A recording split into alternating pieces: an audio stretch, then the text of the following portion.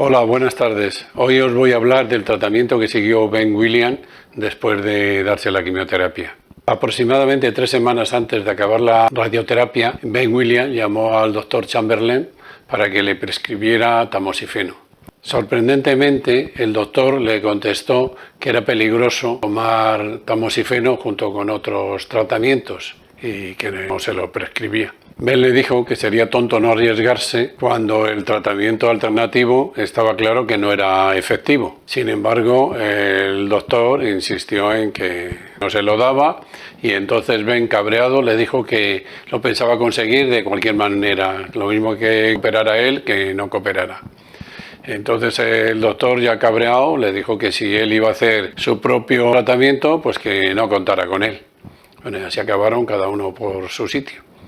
Al final, Ben contactó con el doctor Marshall y a través de su intervención consiguió que el doctor Chamberlain le recetara el tamoxifeno.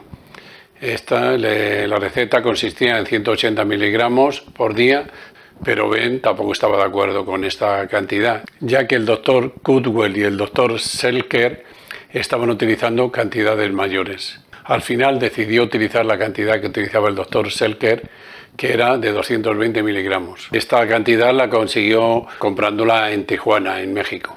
Decidió no informar al doctor Chamberlain, ya que como había tenido ese problema, no quería que se complicara más la relación. Respecto al verapamilo, se lo recetó su internista y únicamente le dio el consejo de que tuviera cuidado con la bajada de tensión. Y el otro medicamento que estaba pensando utilizar, el Accutane, pues lo compró también en Tijuana, en México.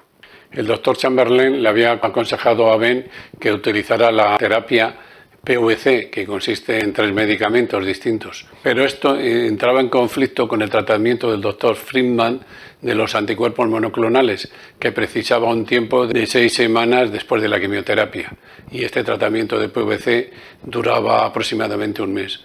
Con lo cual optó por el siguiente medicamento, que era el BCNU. Antes de sus 3 días de quimioterapia, Ben leyó el PDR, el manual de consulta del médico. Entonces en este indicaba que el BCNU se supone que se almacenaba en botellas de vidrio y debía de taparse de la luz, porque si no perdía rápidamente su toxicidad. Cuando empezó a darse la quimioterapia, se dio cuenta que estaba en bolsas de plástico y expuesto a la luz. Lo que no sabemos es cuánto tiempo y a cuánta gente le habrían dado esto, porque en ese caso sería bastante inútil. Ben empezó su primer ciclo de quimioterapia utilizando BCNU, que era la quimioterapia estándar, más 3 medicamentos, que era el tamoxifeno, el verapamilo y el Accutane.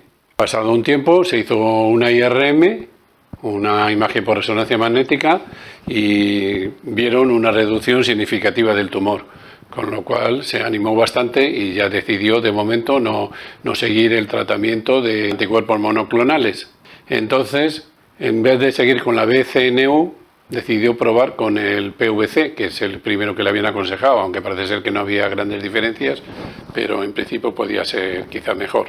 Entonces empezó el segundo ciclo con PVC, que es una mezcla de 3 medicinas, que es procarbazina, vincristina y CCNU, más los 3 que había utilizado antes, que era el tamoxifeno, el verapamilo y el Accutane.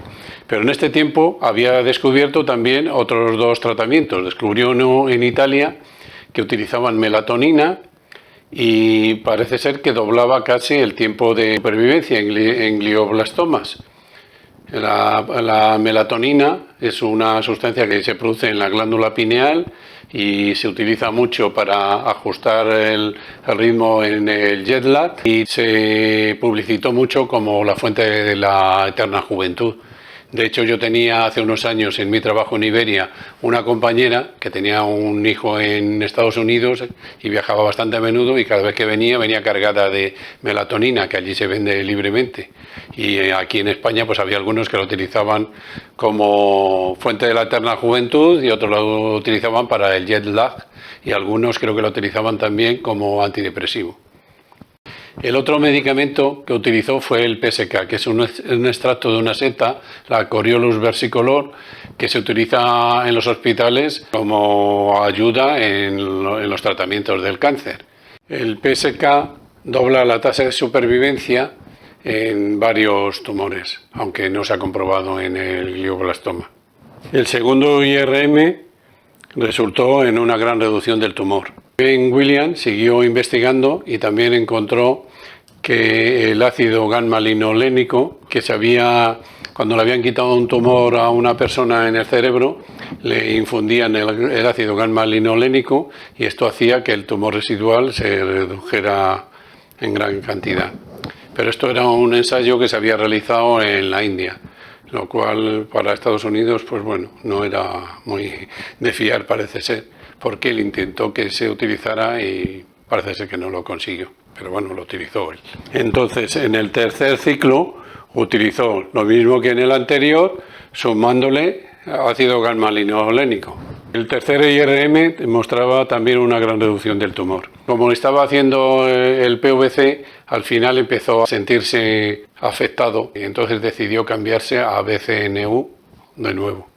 Entonces, en el cuarto ciclo empleó BCNU, lo mismo que antes, el tamoxifeno, el verapamilo, la cutane, la melatonina, el PSK y el ácido gamma-linolénico. Y en esta, sorprendentemente, el IRN ya apareció limpio, o sea, no se veía ya nada, en la imagen no se veía ya nada. El quinto ciclo empleó las mismas medicinas que el anterior, pero a las 2 semanas aproximadamente empezó a sentir un gran ardor en los pulmones, lo cual era una demostración de inflamación. Esto podía dar lugar a fibrosis pulmonar y podía ser fatal.